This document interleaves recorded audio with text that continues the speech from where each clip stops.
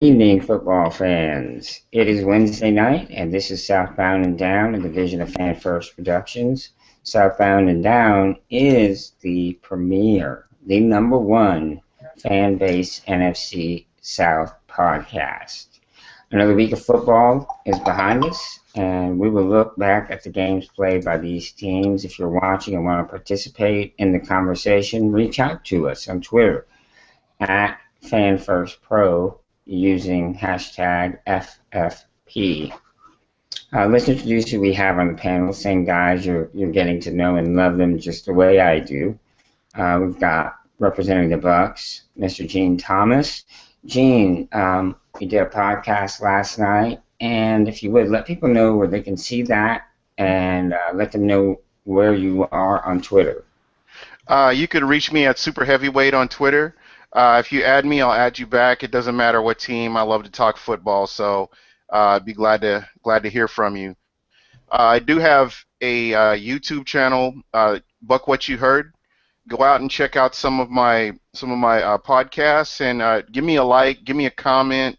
Let me know if you see something that you think I can improve in, and I'll definitely look into that.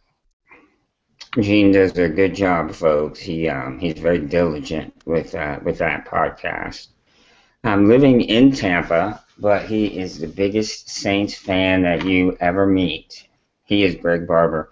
Greg, you are you're working with CarolinaCatChronicles.com and their power rankings, and you're covering the AFC North for the website. Let them know how they can get a hold of you on Twitter and reach you if they want to make any comments or suggestions about the AFC North or your power rankings. Where can they find you on Twitter?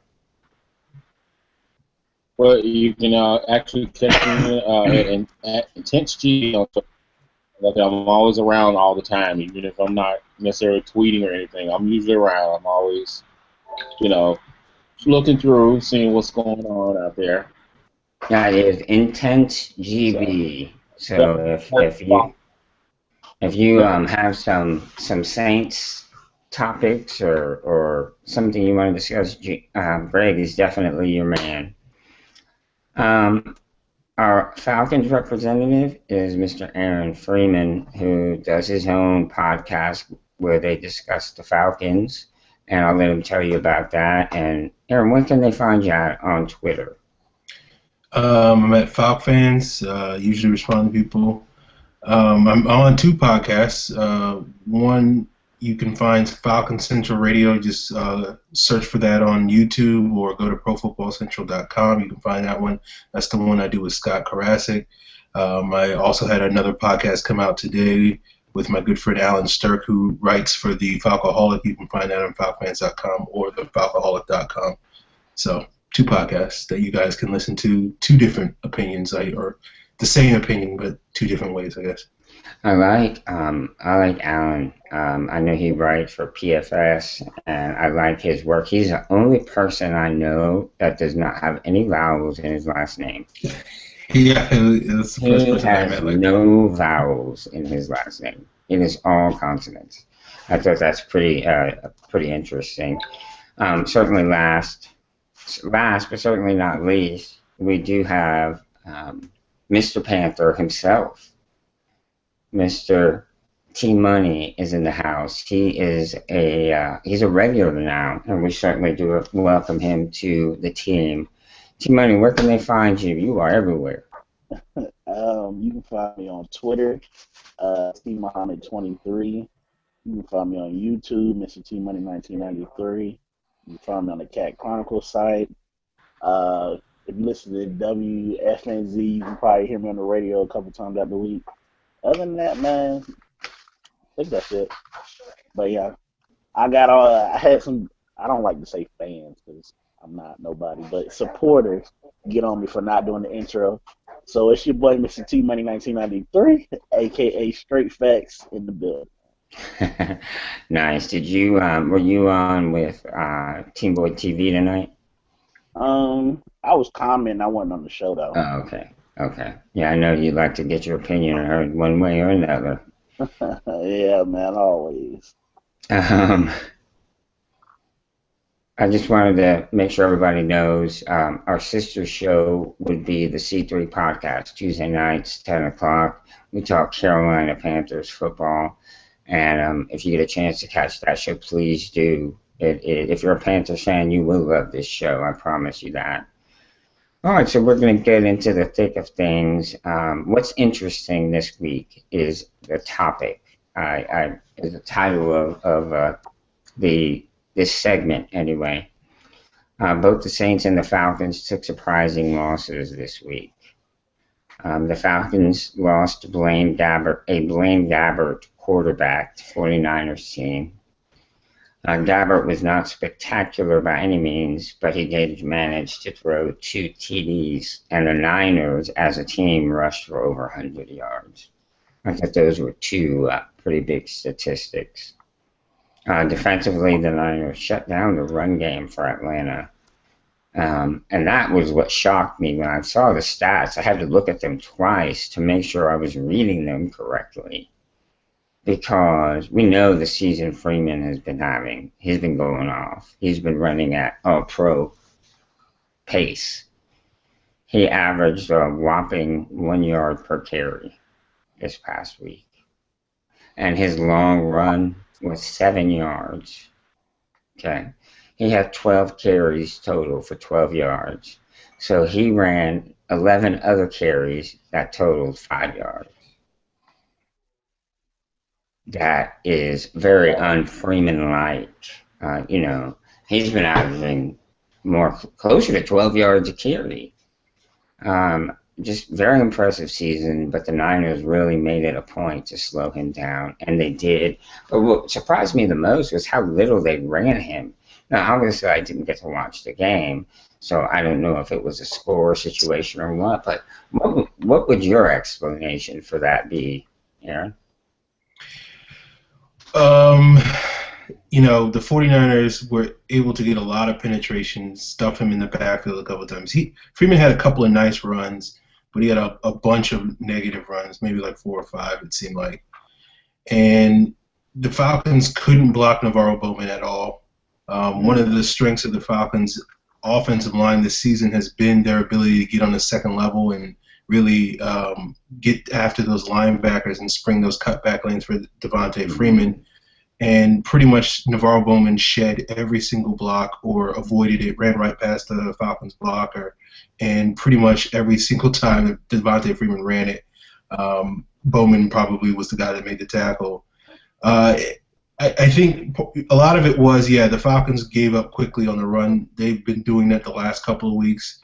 I think it's a combination of playing from behind most games. They were up 3-0 in the first quarter, so it was a pretty close game throughout the contest, unlike last week against the Bucs, where the Bucs got up 20-3 or whatever at a certain point. So I think part of it was the Falcons were being a little too quick to abandon the run. Part of it was the run wasn't very effective to begin with, and the other part of it was Navarro Bowman. So I think that combination led to their struggles on Sunday. Yeah, I think not running him hurts the offense. Even if he's not effective, at least running him, the defense has to play honest. But when you give up on the run, all of a sudden you become one-dimensional, and that totally changes the defensive perspective. You go from playing cautiously because you don't want to get beat by the run to pinning your ears back and know that you're going to go full speed ahead and try to get to Matt Ryan. All totaled, the Falcons ran 14 times for 17 yards. So that's just not going to cut it. Obviously, the yardage is not going to suffice, but just 14 times for the game. I mean, you're not even. At that point, they're not even worried about you running the ball. They're fully committed to pass rush. So that's where I think the game was won and lost. The biggest factor was on their offense was Matt Ryan. He had a decent game. He threw for 303 yards and threw a touchdown. That's not a bad game. But if that's your only offense, that's not enough to do to win you the game. That's not enough.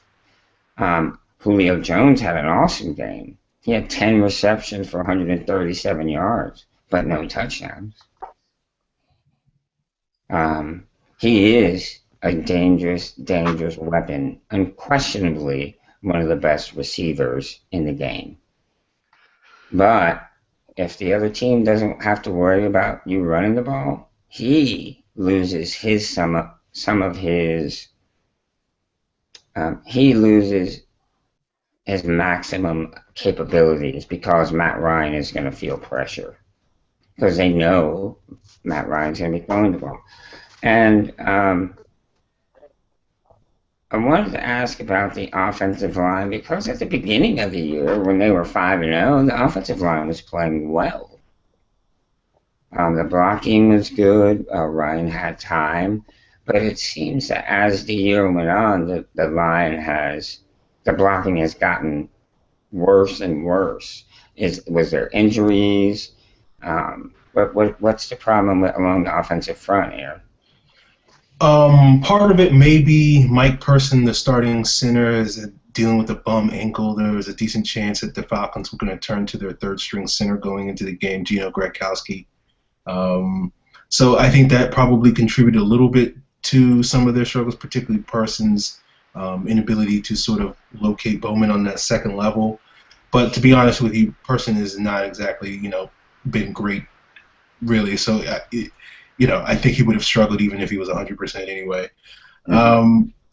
You mentioned Julio Jones. The interesting thing, Julio did have a productive day, but the one thing I did notice were that, the 49ers, third string corners, Marcus Cromartie and Dante Johnson, were very effective at preventing him getting a couple of receptions. I think Julio may have had 10 catches, but I think he had 17 targets. Wow. And he wasn't really getting a whole lot of separation from those two guys. And it just, we've talked about it the last couple of weeks on this show, but it sort of speaks to some of the injury issues that's been slowing him down.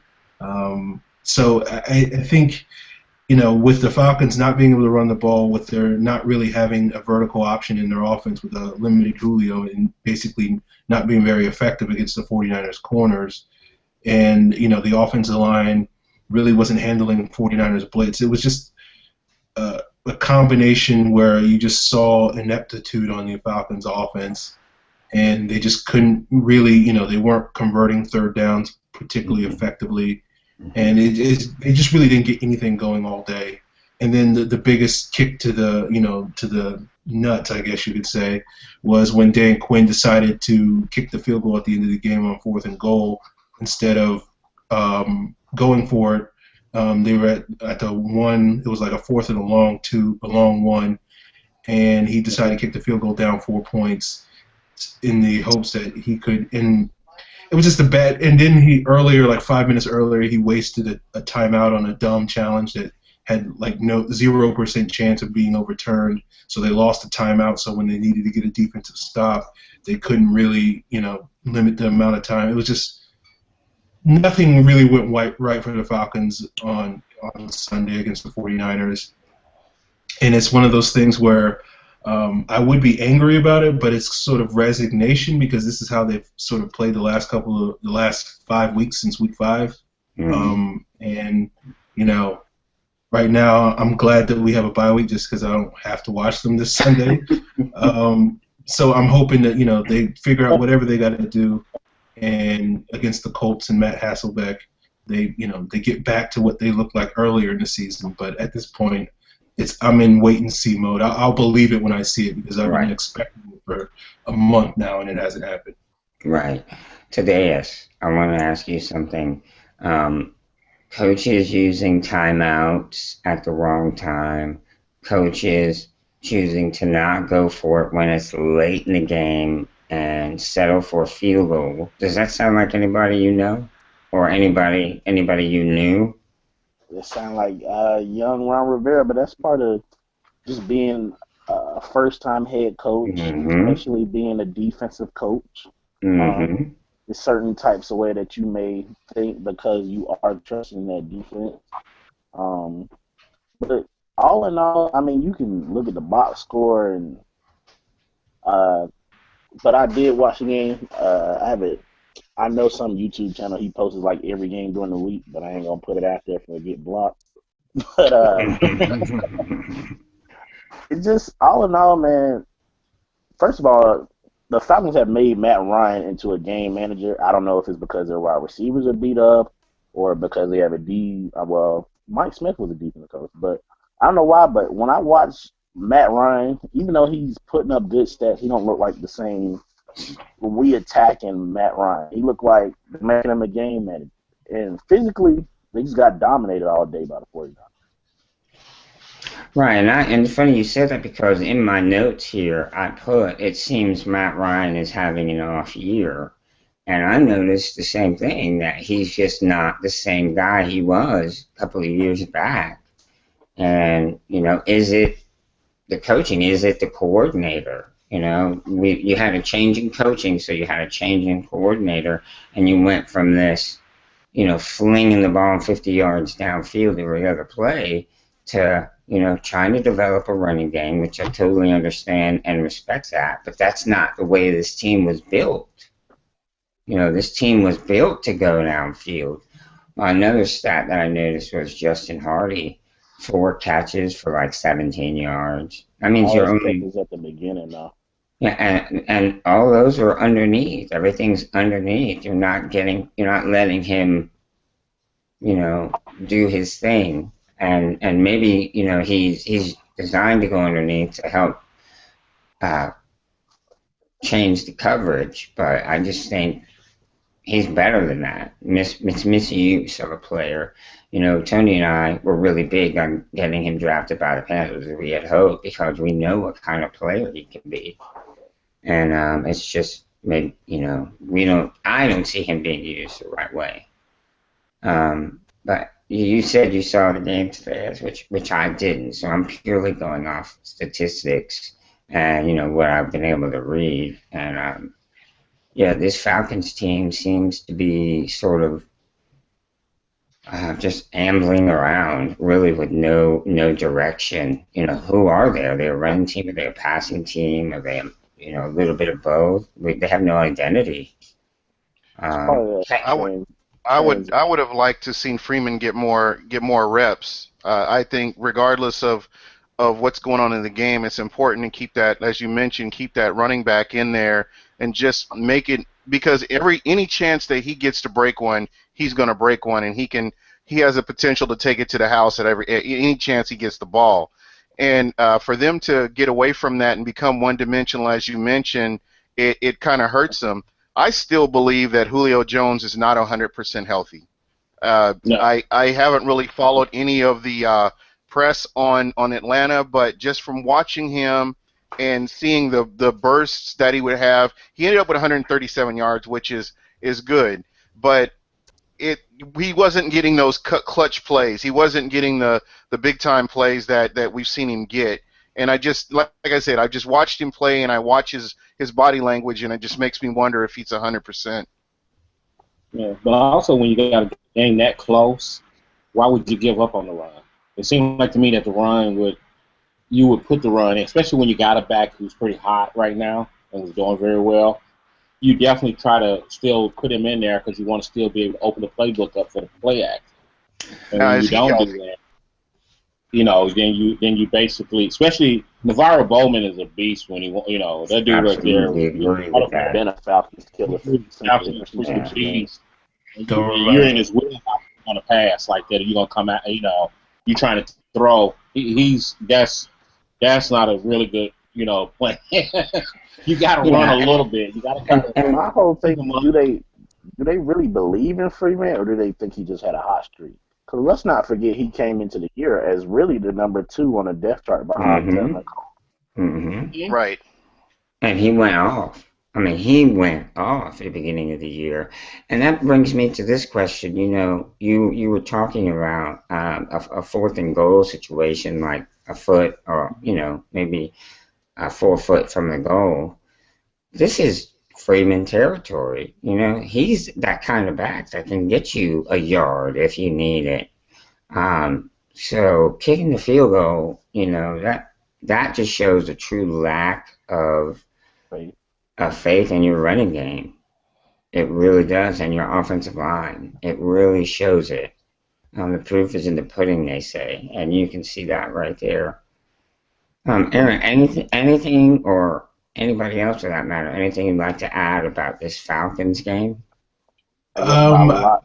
Oh, go ahead, Aaron. I was gonna say, you guys talk about the not running the ball with Freeman. There's a lot of frustration right now with Kyle Shanahan because a lot of the things that he promised in the offseason that he was going to do, which was a lot of play action and teams would have to throw the deep ball, or teams would have to respect the deep ball. They're not really doing that much anymore. They started the season doing that, and their offense was pretty effective, and then they've sort of gotten away from it. There's like a conspiracy that, there's a rumor that, he's dialed back the offense because Matt Ryan is secretly injured, sort of like in the same way that Andrew Luck was sporting that rib injury that no one knew about for most of the season.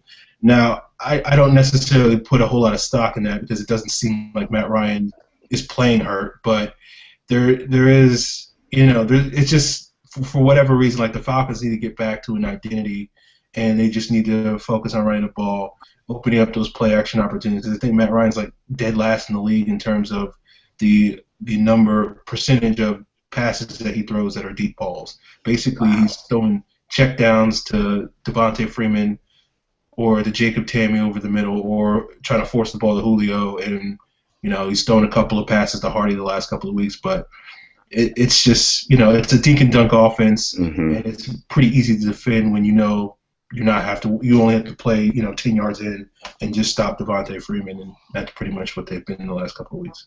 Yeah, I totally agree with that. I think they were doing the offense that they wanted to at the beginning of the year, and they were productive. They were undefeated.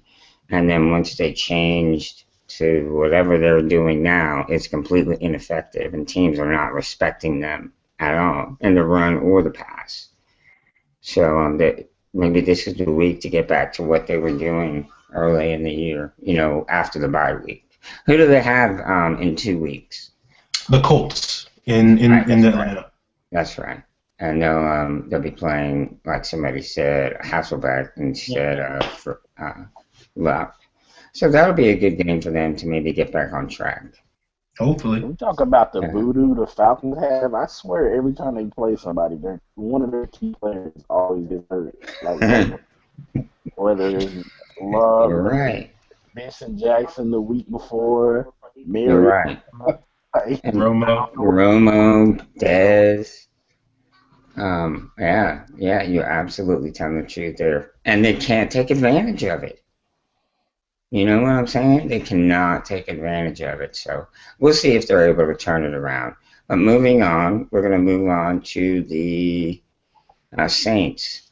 The Saints surprisingly fell to the Titans. Now, this game was close, and both quarterbacks played fairly well.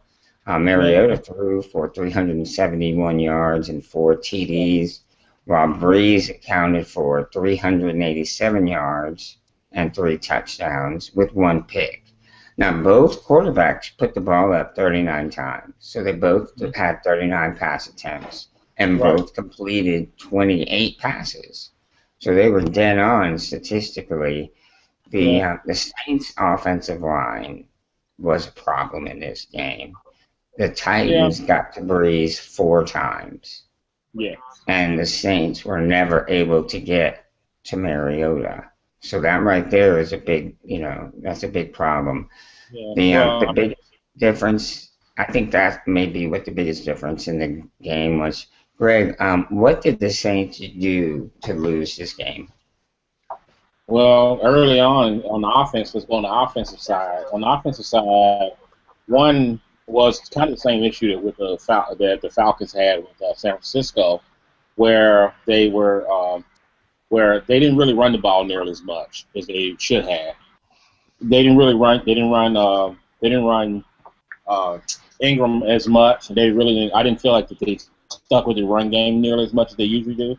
But in that first half, they were pretty hot. They were ahead. They were ahead early on in the first half, like 21-17, I think the score was. Mm-hmm. And they were moving the ball on Tennessee. I mean, they actually at one point had a 21-10 lead, and I mean, and it's weird. Like they had a couple of weird plays that that the Titans scored on. Well, I mean, one was a fumble punt that ended up giving them a field goal. The defense stopped the Titans, held them to a field goal. The other one was this play where basically Jarris Bird and Keenan Lewis basically ran into each other on a pass that Mariota was trying to throw over towards Delaney Walker. The ball pops in the air, Walker catches it and runs it in for a touchdown. I saw that. That was a straight up interception right there. It was. Oh, it was a dead interception. Yeah, it was a dead interception. Yeah. You can imagine what the heck I was saying when that happened. Yeah, I can imagine. Greg, to solidify your point about running the ball, the Saints, to solidify your point about running the ball, the Saints only had 61 yards rushing for the game. Right. Yeah. And I mean, don't get me wrong. The Titans do have like one of the top defense. They have very good defense. They do surprisingly good defense. Yes. They have very, very good defense. So don't get me wrong. We were moving the ball pretty well on them. So, but what happened in the second half? They seemed like they took their foot off the gas in that second half. The Saints did.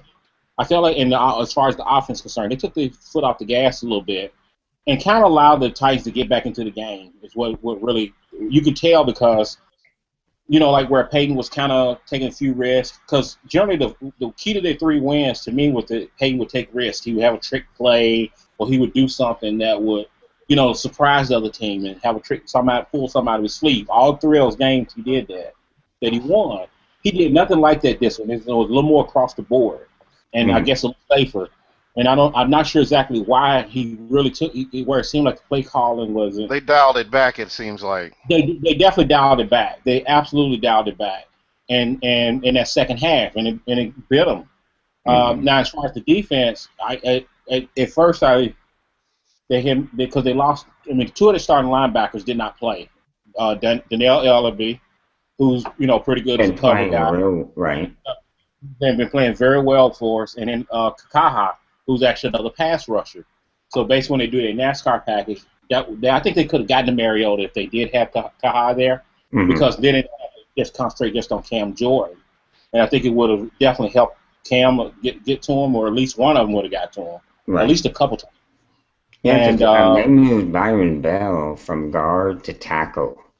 Right, and they made some movements. Right, they made some moves. They made some moves on their offensive line. Right, which is pure stupidity as far as I'm concerned, because we had him for a year at offensive tackle. Yeah, and he was terrible, just terrible. The thing about it is, when you got somebody like Kaha, who is a good pass rusher, and you're trying to, and you don't have him now. Now you got a guy who's like really a third string because you lose Ramon Humber.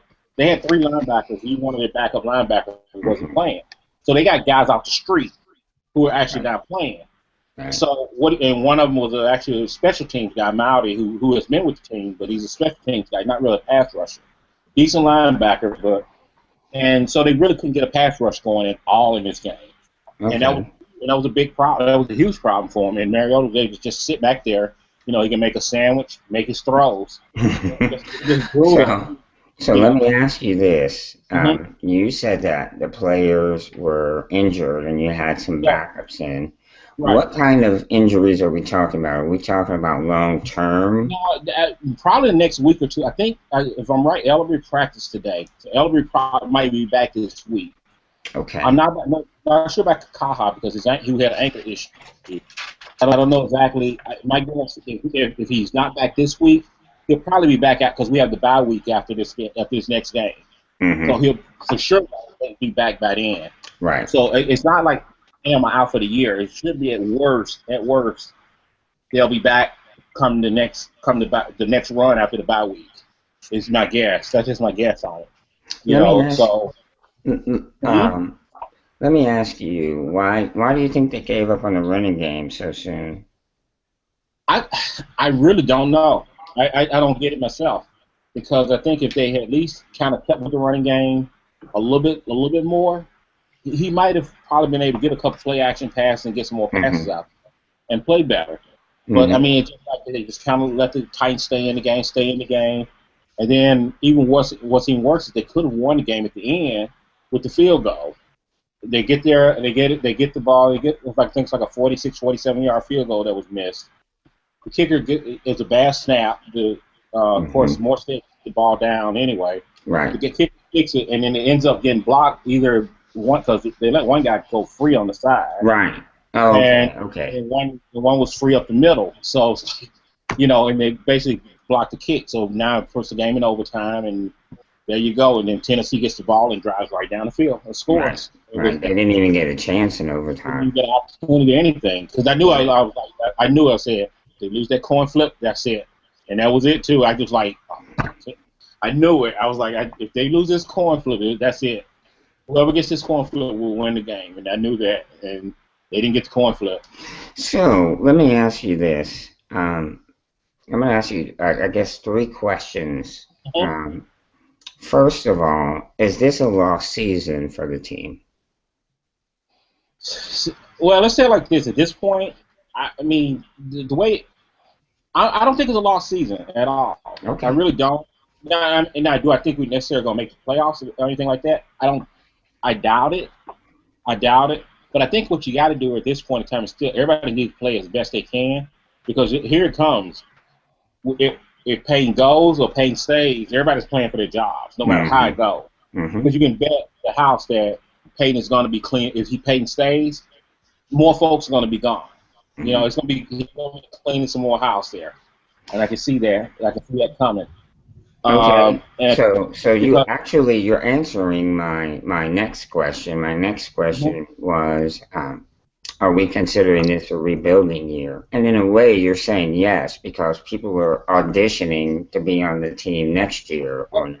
Well, yeah, because I mean, you kind of could say it was a rebuilding year anyway because you had 20-some new players coming in on the team last year. So since they were still trying to rebuild, but I think they were still trying to be competitive at the same time. And that's really hard to do. It is hard to do. Try to do both. Okay. And let me ask you this last question I want to ask, and I'm going to try to ask it as honestly as I can be.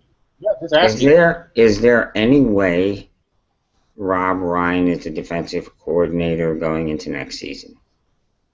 I don't think so. Honestly, I don't think so. There's no way he can save his job. Let me tell you, unless they turn around and unless there's a dramatic turnaround somewhere along the line, I don't see it. Because even at this point in time right now, pretty much after this game here myself, I'm like, I'm kind of thinking like, maybe it's, do you make the move? But then the problem is this.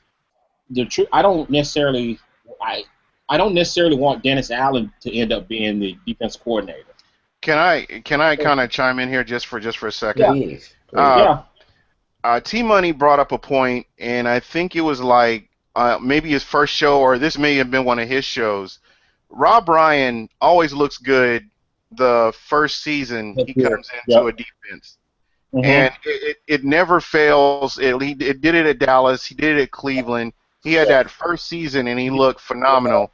Once you get that game film that you can look back on, it just for some reason he's never able to excel or bring that defense to an elite status. I know that word is thrown around a lot, but for him, with all the accolades that he has when he comes onto a team, you would think that he would be able to elevate that team to play better, or that defense to play better than what they do. Agreed, but I mean the thing about it too is that, that if I'm right, this is Ryan's third year. I think he only has like a 3-year contract. So I see them making the move. My biggest thing is that what I'm kind of thinking, I'm almost willing to, and I'm not totally sure if this is gonna happen. I got a feeling that Gus Bradley is going to be out at Jacksonville, and I would love to see if Payton stays, that Payton maybe talk to Gus Bradley about coming over as the defense coordinator.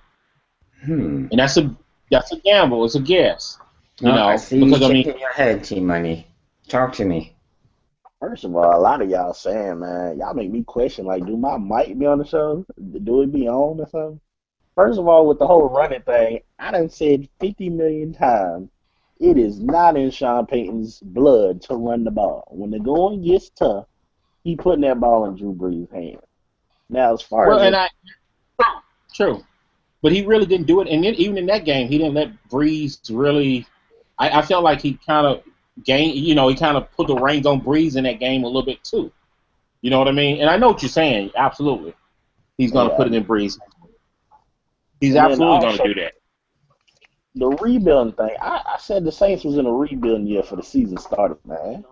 I said the Right. Bucks You know, and the well, Saints and don't get me wrong, I agree with you. I said, yeah, pretty much it is, because when you got 20-some players on the team, new players, you are rebuilding. I mean, that's a big difference. That's a drastic turnover. You know what I mean, on a team. Between the chemistry and everything. So I don't disagree with you there at all. So the three y'all in different stages of y'all rebuild. The Breeze ones was supposed to be quick because Breeze about to be out the door. Right. Falcons is in the middle. They got a couple older guys with Matt Ryan, Julio, probably mid-20s, later 20s. And then the Bucks is just straight, we going with youth, we going to throw them out there, we going to see what they do. But everybody, all y'all is a sense of a rebuild. And the whole Rob Ryan thing, he got the fire, and he like to talk junk like Buddy and Rex, but with half the talent. Wow, that's a pretty big statement, and I would agree with that. He looks great, and people are excited when he comes.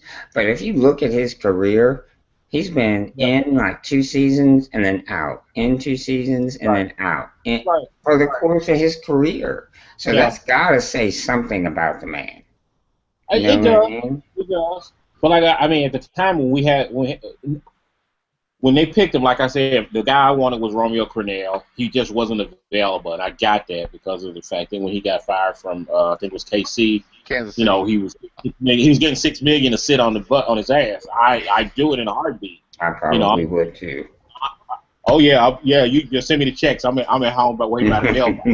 I'd complain about it, but I'd make myself do it too. Yeah. Huh? I complain about it, but I make myself do it too. I am staying home. Yeah. At least that 1 year. At least that 1 year. You're right. For 1 year at least. Yeah. At least for that 1 year. So I got it. So I think they would have gotten him if he was available at that time. Maybe not. But I think they would have gotten him, and that's who I would have. That's what I really, really wanted. But to me, Ryan was like the closest thing, probably the best available out there to what they had. Some of the other guys, I think they talked to I think it was, what's his name? I can't think of his name now, but he was he was defense coordinator for Georgia, for the Georgia Bulldogs. And, they run it like a 3-4 and all that. I was like, hell no, nope. Because I seen the Bulldogs defense, nope. I didn't want him. So like Ryan was the best of living. You got to go with it. You got to ride with it. At least at this point. Right. And it just hasn't worked. Right. Okay. So one quick question. One quick question about Sean Payton, Greg. Who's fueling these rumors about him going to Miami or him leaving the Saints? Where's all this coming from? There's no talent. I mean, look. Sean Payton definitely he has an out clause in his contract. He has an out clause in his contract that if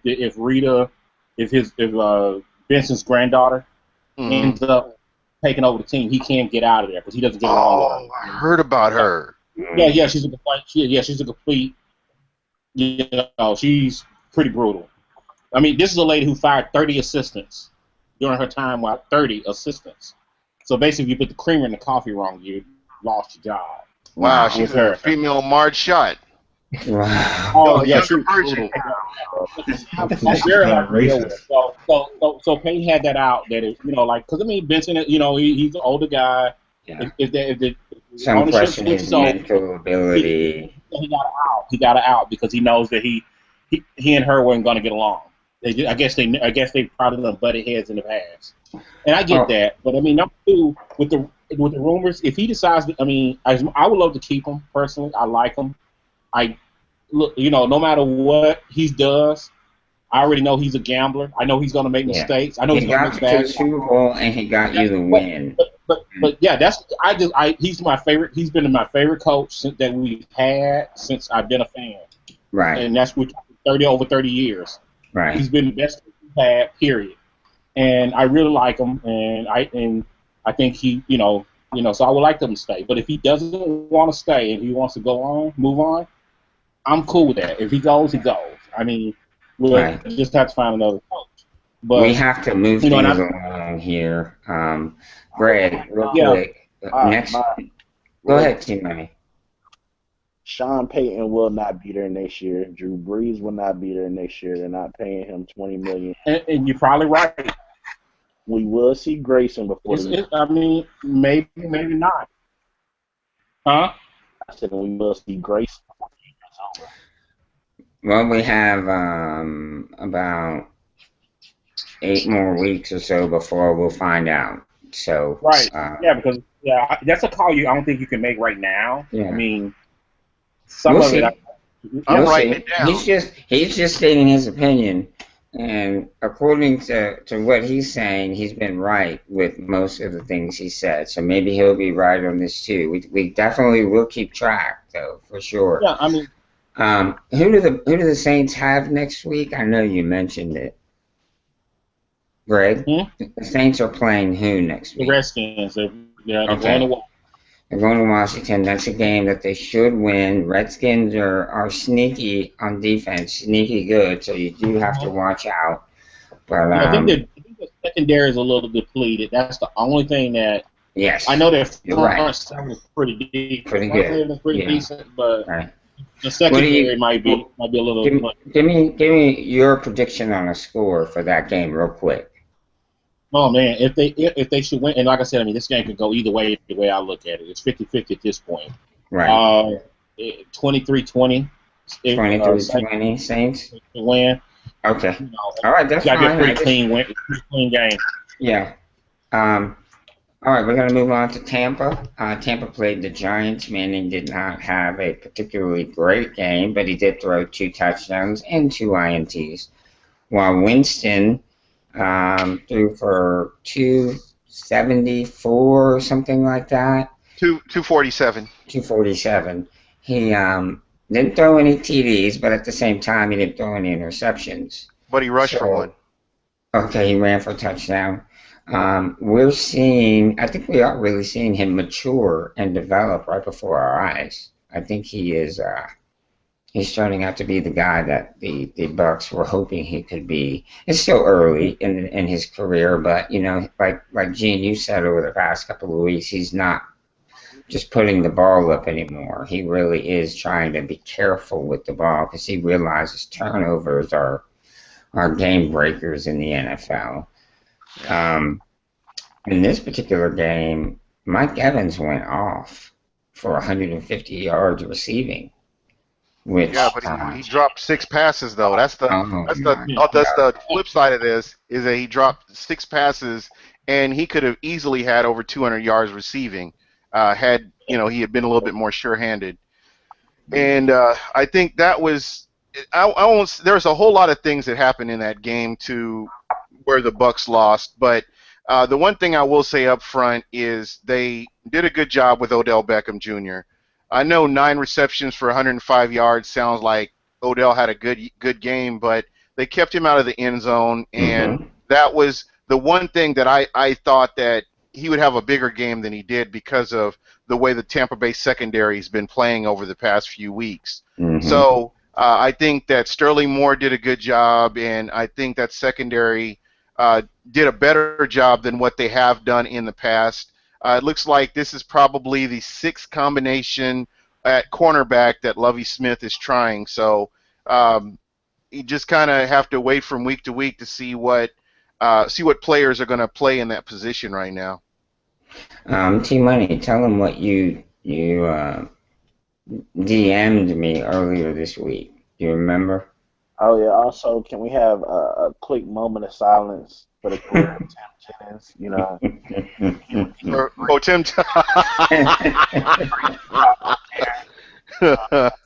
course, he has played his last game in the NFL. I don't know about that. You know, somebody might be desperate enough they might get him. Wow. Well, they would have to be pretty desperate. Gene, you're Hey, glad to see him go, though, aren't you? I was glad that Tim Jennings' experiment was over after that Saints game. He had a good game against Brandon Cooks. One game he did good. I guess it's okay, but I always saw the back of his jersey when the ball was going over his head and he's chasing somebody. I always saw his name. Kind of reminded me when E.J. Biggers was playing for Tampa. You always saw the back of his jersey. I don't know how he gets out of position, but he's always chasing somebody down. So personally, I was glad to see him go. I didn't think it was a smart move to bring him in the first place because I just hadn't seen anything out of him for a couple of years. Mm-hmm. You know you're bad when you get compared to E.J. Biggers. That's pretty bad. You're at a career low. That's a career low right there. So, yeah, a moment of silence for Tim Jennings, man. Yeah, T-Money sent me that earlier this week, and I was like, well, finally, they made a really good move with a defensive player in the defensive backfield. Finally. Exactly. As I went over the stats, again, I didn't watch this game, so I didn't get to see any of it, but I was going over the stats. One that jumped out at me the most, and you've harped on it for the last several weeks now, Gene, is penalties. They had 9 penalties for 79 yards. Yes. That is a bunch.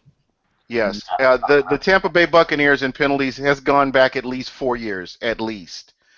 They've been in the top 5 of the NFL for the past 4 years in penalties. And I don't know what it is. They shouldn't be there. They're just stupid penalties that you learn in Pop Warner, you learn in high school. You know, you're not supposed to do these things, but we still continue to see them. I'm still seeing plays that should have been cleaned up in the preseason, but we're still seeing it right now. And T-Money made a good assessment when he said, we're rebuilding. This defense is not good. Where you just have to cross your fingers and hope for the best. Jameis Winston, you still hear fans around Tampa that still aren't totally sold on him, but he's kept Tampa in a bunch of games, and the fact that he's gone 4 weeks with no turnovers is a sign that he's really taking his craft serious. And I think time will tell how good he's going to be. I am really curious to see what he does next season. I'm really excited to finally have a quarterback that you can start to build confidence in. And I know I talk about Jameis Winston a lot, but I'm really excited because we haven't had this in Tampa for a long time. You see him on the sidelines. There was a personal foul penalty in the fourth quarter that pretty much put the game out of reach for the Tampa Bay Buccaneers. But you saw Jameis Winston talking to the defensive player that committed the penalty, and he's showing his leadership at a time where most people would be yelling at this guy or mad at him, but Jameis Winston is over there talking to him and trying to talk him up and try to get him back in the game. So one of the more exciting things that I saw in that game against the Giants. Yeah, that's a good sign. For us, in his first year when Cam would make a bad play or something wouldn't go the way he wanted, he would pout. He would go put the towel over his head, and he was pouting. I'm glad that we don't have to see that from Winston. And, Cam, what's that? I said I still hate people say that. I don't know what's wrong with not liking losing. No. I do like the fact that he always wanted to win, but you're a professional. You don't have to pout. You're not a baby. You're losing the game. This Cam Newton this year is scary. He's mad totally scary. different now. He's scary because it doesn't matter if they're down or they're winning. He's got that same demeanor. He's got that. This is his team. Carolina Panthers is Cam Newton's team, and I don't care who else comes along. It's still going to be Cam Newton's team, the way he's playing and the way he's handling business this season. He definitely has said, "Look, you guys paid me. Now I'm going to show you that you spent your money wisely." Is basically what he has done. And he's not concerned. He knows he doesn't have to worry about money. He doesn't have to worry about any of the outside stuff, and he can just focus on football and becoming the best Cam Newton that he can be, to becoming the only Cam Newton, because he's right. There is only one guy like him. There is nobody else in the league that is like him. Winston could be, but even Winston is different. Is his own Jameis Winston. Absolutely. And Yeah. I really get frustrated when people around the league try to compare him to Mariota. It's not fair to either player. You're talking about two different styles. You're talking about two different coaching systems. You're talking about two different sets of personnel.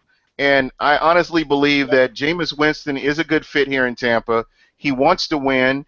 He's continually honing his craft, and that's what I'm seeing. I'm not seeing the same mistakes I saw in Game 1. Here we are in Week 9. I'm not seeing the same thing. I'm seeing a little bit more.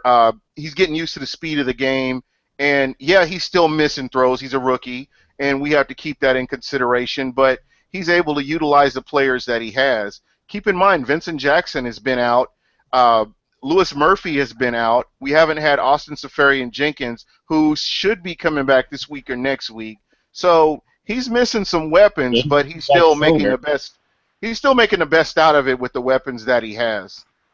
And not just that. I mean, DeMar Dodson, lineman, has been out all year. Now getting ready to come back. And what's his name? The defensive tackle. God, I can't even think of his name. 93. McCoy. He's been hurt. He's been hurt. The defense has not played well this year. The linebackers have not played well. And Levante David was awesome in the last couple of years. What happened to him? You know, he's just falling off the map. If you look at the scheme, they had Levante David, especially this game. I just noticed this game. They had him so far up on the line for this blitz. They were threatening blitz, and it never came. And by the time he can't get back in time to get to the play. Another thing to consider too is Quan Alexander is a definite upgrade over Mason Foster. And Quan Alexander is making a lot more plays, and he's making a bigger contribution than Mason Foster did. So it's taken a little bit off of Levante David as well. Those are some of the things that I see. Yeah, he's not having the game that he had the last couple of years, but he's still making contributions. I think he leads the Bucs with tackles right now. Okay, so he's there. He's just not making those highlight splash plays. Yeah, splash plays. Yeah, dominating. Yeah, that's the biggest thing is Levante. First of all, he's player, man. Go ahead, today's. He's too small to be on the line like that. He's not. He's an undersized linebacker. First of all, and second of all, right. David. As far as his tackling, it's the same.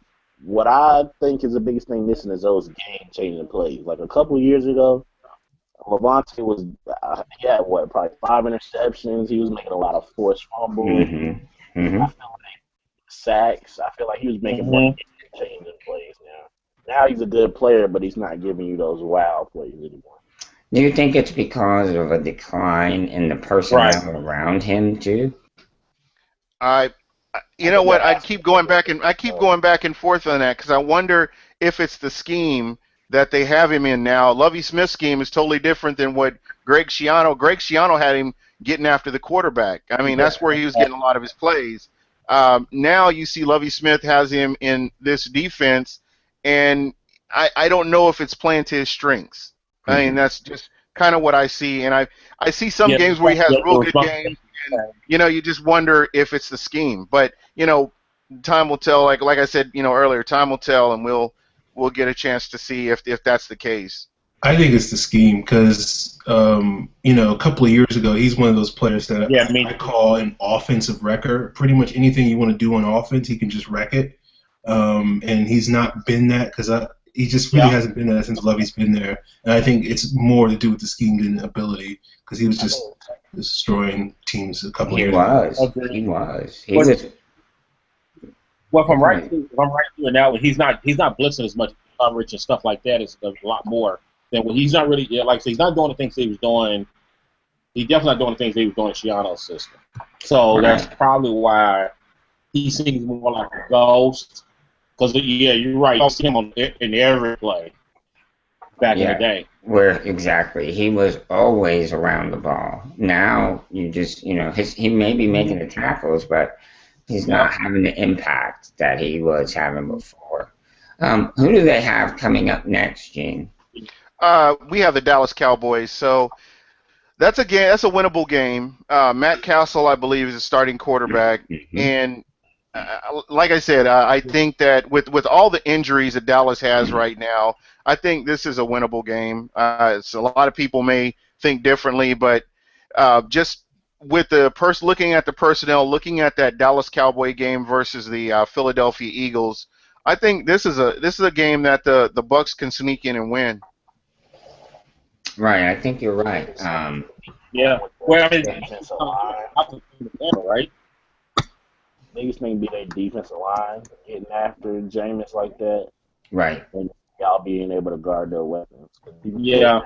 I think He does have Dez. Yeah, he does. They do Yep. have Dez back.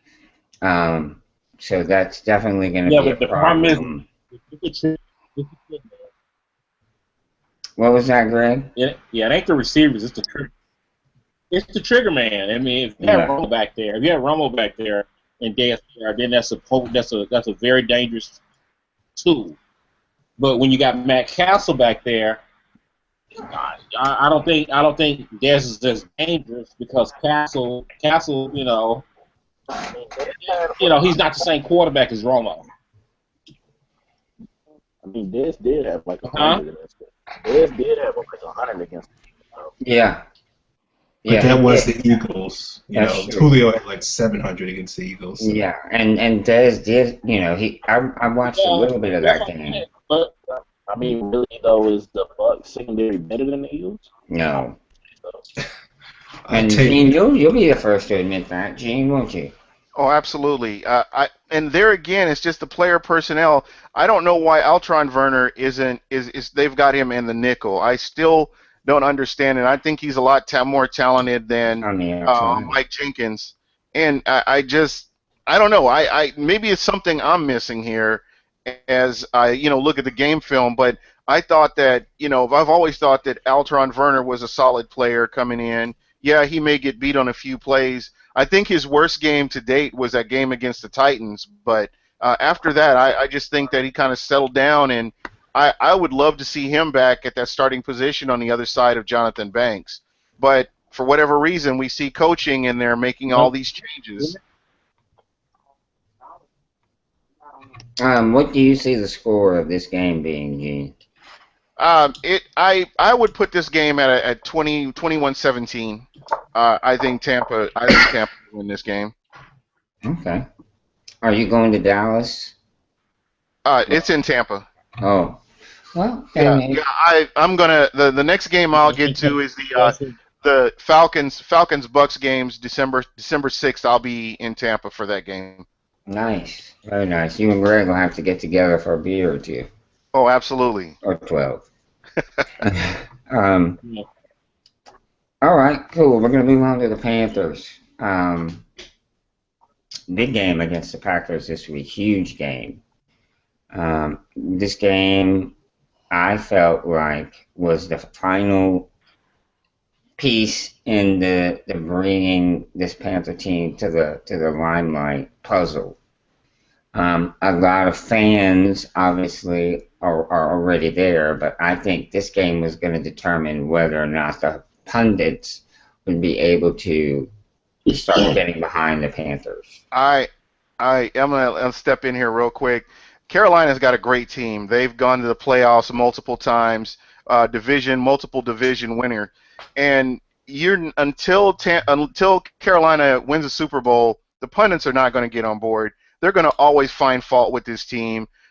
You could win by 100 points, and these guys on ESPN and Fox Sports or whatever, they're always going to find a way to bring this team down. It's just going to take winning that big one to get that respect, to be honest. Well, I agree with you there. I am beginning to see some of a shift in some of the media guys And I thought this game would help more of those media guys come over. One thing about the media is they never like to give the Panthers credit, Gene, like you're saying. They always say when we beat a team, oh, well, that team's been on a downslope because this and this guy's hurt or because they haven't been very effective. It's always some deficiency in the other team as opposed to Carolina just being good. Right. And the only reason I bring that up is because every team in the NFC South gets treated the same way by the media, whether they deserve it or not. It never fails, and it's kind of annoying for me. You got an undefeated team, and they beat Green Bay. They beat Green Bay handily, and all I've heard people say, well, that wasn't Aaron Rodgers' best game. Instead of saying, oh, the Carolina defense got after him and they shut him down. You don't hear that. And it's like I said, it's very frustrating for me, just to sit by and hear this. All right, T-Money, you are the Panthers rep on this show. So let's hear what you think about this Green Bay Carolina game that took place Sunday. Pretty much. I saw a lot of what I wanted to see. I feel like we're doing a lot to shut up all these haters. I mean, any concern you can say you had about it. You want to say, okay, we have no weapons. We're a top 5 scoring team.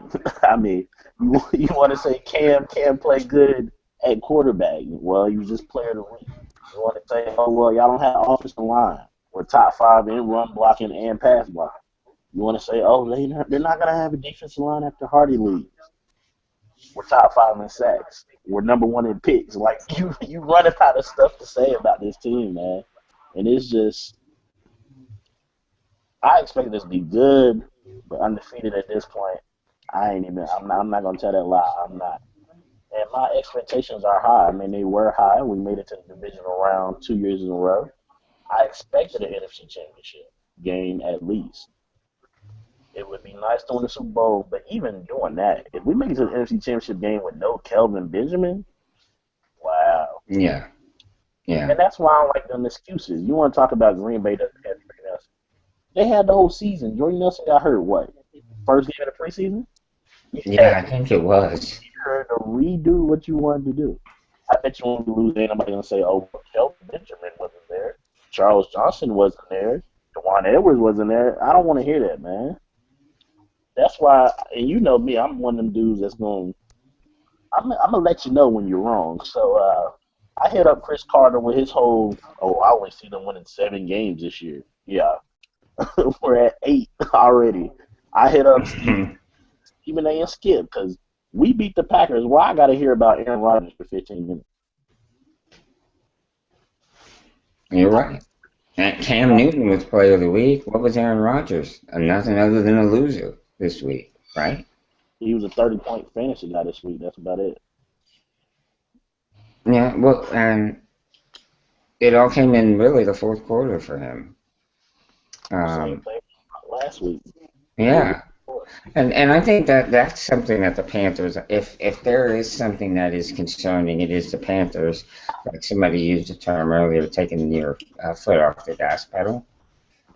That's something that the Panthers do. They go into another type of defense where they're not pressuring as much, and it allows teams to get back in the game. But the Panthers do end up finding a way to win the game in the end, whether it's counting on their defense, making a big play, or Cam Newton taking the offense and marching them down the field. One way or another. Simple, though. I mean, that comes down to, first of all, defensive line-wise. Once you go in no huddle, he's my boy, but Jared Allen ain't got – he ain't going to be able to rush 5 plays in a row, 6 plays in a row. He's going to be too tired. So that's one thing, which, I mean, that would be fixed. We still have 2 defensive linemen who are really good who's still going to be able to play in a couple weeks. Yeah. And then the other thing, I mean, honestly, the first drive that they score on, okay, you earned it. That second drive is always some lucky play, whether it's the lucky interception. I don't. Y'all could explain it to me. I don't know how that was an interception. Exactly. You bobble it, Ted Ginn, you catch it, and then Ted Ginn hits it out your hand, and you bobble it again, and I don't know. Step out of bounds before you catch it. Yeah, that should have been So, a yeah. and then I had to mess with Josh Norman about it, but that whole him not intercepting that pass. Yeah. 'Cause, well, Josh Norman, that's what I like about him. He likes to interact with the fans, so yeah, And I had to mess with him about it. I'm sure that's not the worst thing he heard or read on Twitter. You know what I'm saying? I'm sure he read a lot worse. Aaron Freeman, I respect your perspective and your take on teams. What did you think of this game?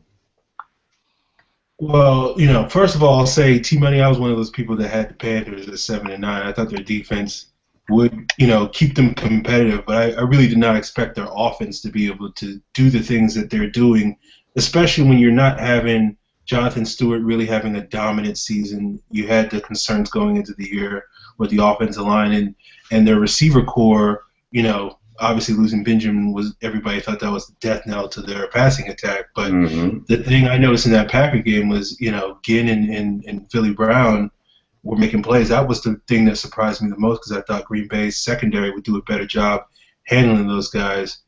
But it's one of those things, like, the thing I've always thought about Cam Newton was if he can hand the ball off, he can make a couple plays with his legs, and he can throw the deep ball, and Ted Ginn doesn't drop it. Their offense is that's really what Cam does best. And, he's just out there slinging it. And people talk about the numbers, that whole thing with Kaepernick and the comparisons. And it's like, well, the reason why Cam Newton's never going to he's never going to be one of those quarterbacks that's going to throw, complete 65% of his passes because Cam's going to take shots down the field. Right. And it's kind of like when you imagine how far the Panthers could go, you're thinking of similar to that 2012 Ravens run where it seemed like Joe Flacco in the playoffs was just slinging it deep, and Torrey Smith and all those guys were catching every deep pass. And that's the thing that makes the Panthers dangerous. If Cam and Philly Brown and Ted, Butterfingers Ginn doesn't drop passes and they can hit those deep shots, with that defense, they're really going to be going far this year. And they really, I thought the Packers would do a little bit better. They started off, it was competitive, and then Carolina took it away, and then Green Bay, got some garbage time points to make it, a little interesting at the end. But it was a very impressive win on Sunday. Yeah, I thought so too. It wasn't like the Panthers really dominated most of the game. They really shut down the run. Now, I will say this. Starks out of the backfield was getting them. Out of the backfield, Starks was getting them, and he was the more effective of the two backs on Sunday. Yeah. Yeah, he had a good game. But yeah, the Panthers. Not running the ball. He only had, I think, 30, 40 yards running the ball. I know Lacy only had like 10. Yeah. There's a little screen passes when Yes, that's what it was. Just him out of the backfield and screen passes. But yeah, for the most part, it was a Panthers-dominated game. And when we get really focused like that for a game, we can really take over. And to tell you the truth, Aaron, I know you said Cam Newton will never be, a 65% completion guy. He might get to 65, definitely 60, but he might get to 65 if those guys would catch every ball that just hits him in the hands. Because he puts it on the spot, and it just falls out of their hands. With those receivers, I think you're hoping and wishing. Yeah, not with those guys. But Funchess came alive in this game. We saw some good play out of him this game. He scored his first touchdown, had a couple catches. So if we can start to incorporate him into the offense more, look out. Because, Funchess is a big athletic guy. Yeah. So he could really be a weapon if we're able to get him in the right place. Yeah, that's a big thing. If you doubt Cam's throwing ability, that throw he had to Funchess, where Funchess was already being held. I don't know how that wasn't flagged, but to fit that ball perfectly on the money in stride to Funchess, That throw was amazing, man. Yeah. And then the off the back foot side on to Greg Olsen. I mean, you get frustrated at sometimes at Cam with his footwork, but if you can do that, who are we to tell you you're not throwing the football the right way? Right, and I think, when he is been in the league for 8, 9 years, he'll look back and say, man, I could have been so much more accurate if I would have had my footwork, if I'd have been focused on my footwork then. But right now, he's just trying to get the ball where he needs to get it, or he's got to run. So I think he's playing beautifully. His game is different from every other quarterbacks in the NFL ever, I think. So just let him play the game the way he knows how to play it, which is all out. Don't worry about injuries. Don't worry about taking too many hits. He is a big boy. This is big boy football. He knows what he has to do. Next week, we have Tennessee. Again, surprisingly good defense. A mobile quarterback that has a style of play somewhat similar to Cam's. So this is going to be an interesting game. T-Money, where do you see the score at for this Titans versus Panthers? Well, before that, again, I'd be questioning if my mic is on. How long ago did I say Tennessee had a straight defense? Probably when they played, what, Atlanta? Yeah, that was And y'all looked at me like, what you talking about? But nah, You love being right, T-Money. I mean, I do. But honestly, you just don't know, man. Because we put up 37. Yes. Cam missed 2 touchdowns, and we Yeah. missed a field goal. So that was 17 on top of 37 we really missed out on. I'm going to say 35. Wow. So you're saying we really stomped them good.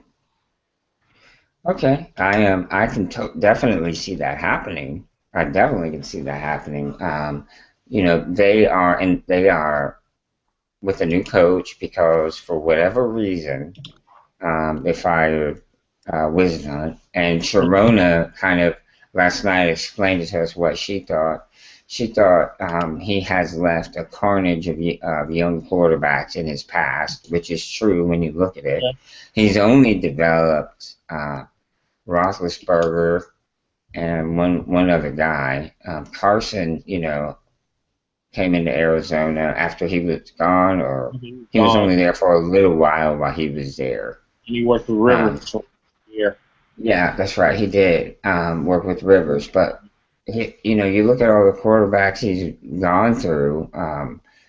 Cobb. She named several quarterbacks, and Yeah. they didn't see. And all of them out of every last one of them out of the league. Yeah. Right. They didn't see. They being the Titans, they didn't see enough of an improvement in the team for the time they had been there. And I'm one of those guys that says, hey, let's give him a chance to build his team the way he wants. But she said that they didn't believe it would happen, so they let him go. And so Tennessee, they've only had this new coach this will be the second game, I think. Second game. Yeah, so Mariota's getting used to a new system. And I can see the Panthers putting up 35 because of that. That new. I mean, I don't think Malarkey changed all that much. Okay. I mean, because that was the one thing I was worried about when they fired Wisenhunt coming into this game against this past week. Right. The team's going to get that boost. They're going to get that one boost because you got the new coach. Right. Everybody know they got to play for their jobs. At that Right. point. You know what I mean? Right. So that's very true. You know what I mean? So for a couple games, yeah, they're going to play tough. That's a temporary fix, though. I mean, we seen that with Miami. I knew that holding. Yeah, and right, and look at it now. Miami played 2 good games, and then after that, fell off. Done. Yeah.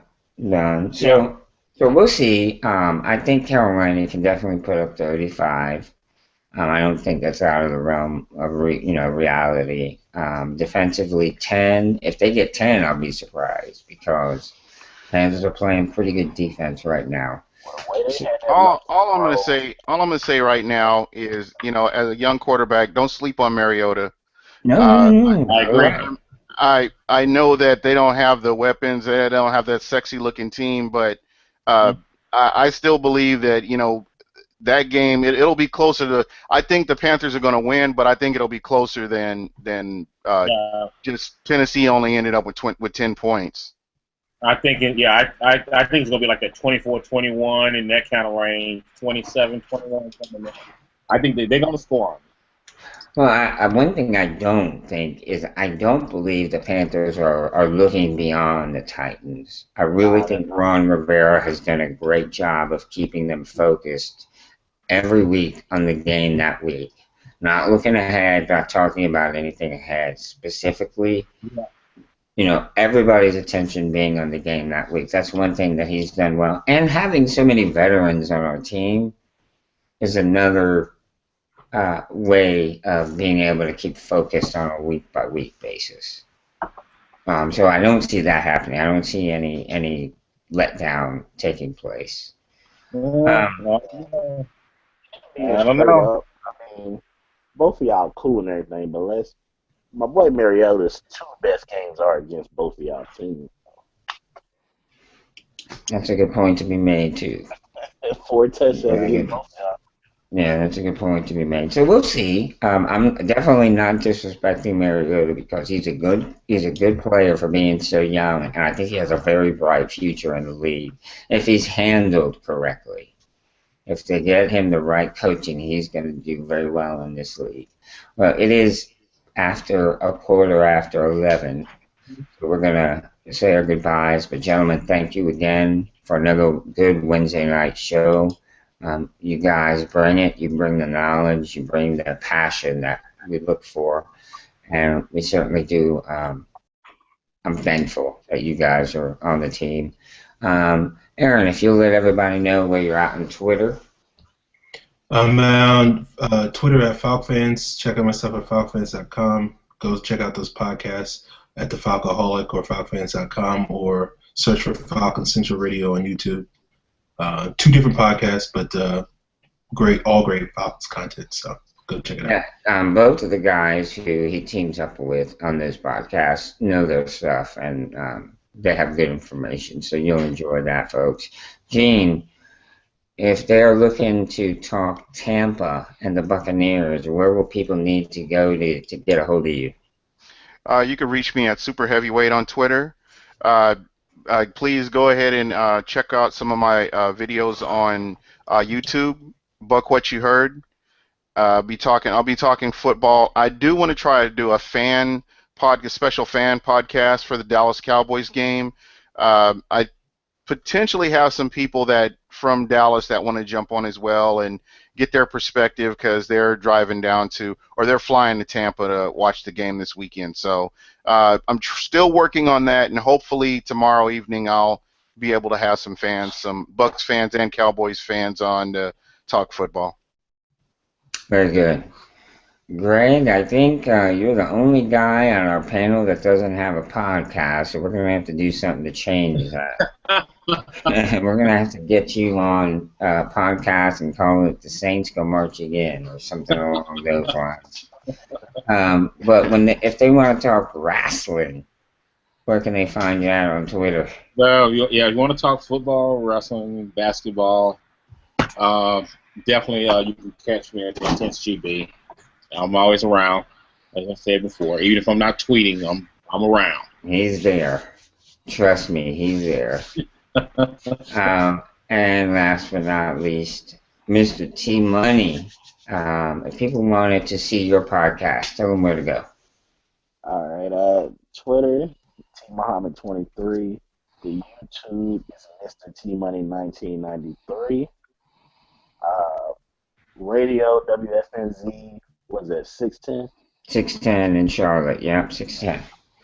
The Cat Chronicles website. Yep. Last but not least, before I get beat up, shout out to my aunt who got me this cup for my birthday. It's a Carolina Panthers cup, and she filled it with candy. So I'm still nice. Good looking out there, auntie. For real. And I am Joe Brulano, aka the freaking Puerto Rican. I'm one of the co-founders of CarolinaCatChronicles.com. We are a Panthers-based fan site. This show I wanted to bring to the lineup just so that we could have a little more conversation regarding our division, and I think we all do a good job. So thanks again, guys. I look forward to next Wednesday when we get together again, and y'all be safe, okay? All right. All right.